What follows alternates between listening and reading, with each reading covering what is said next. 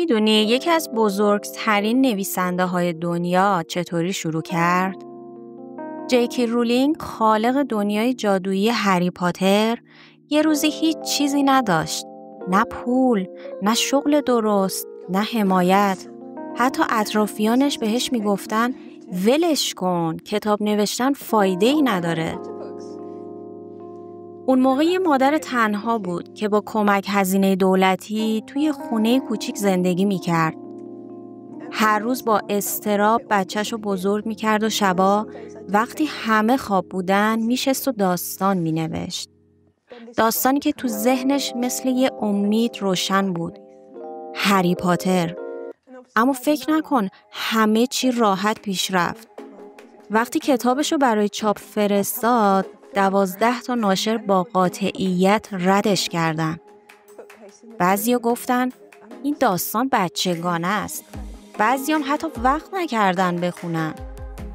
فکر کن 12 بار شنیدی نه، ولی اون جا نزد، ادامه داد، باور کرد.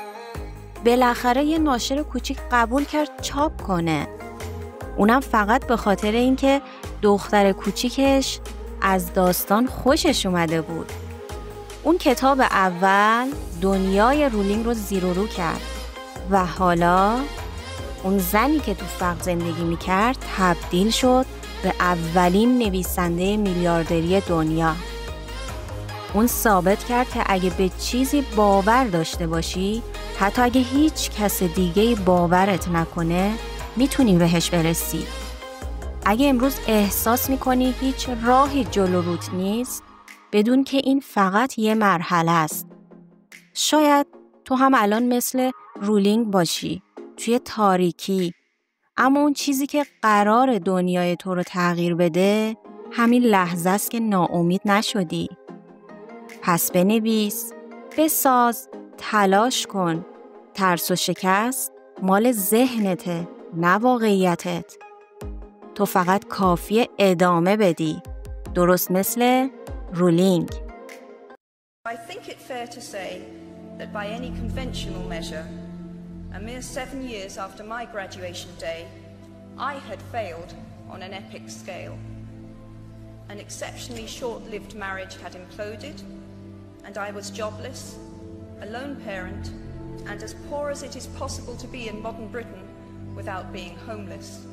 So why do I talk about the benefits of failure? Simply because failure meant a stripping away of the inessential. I stopped pretending to myself that I was anything other than what I was, and began to direct all my energy into finishing the only work that mattered to me.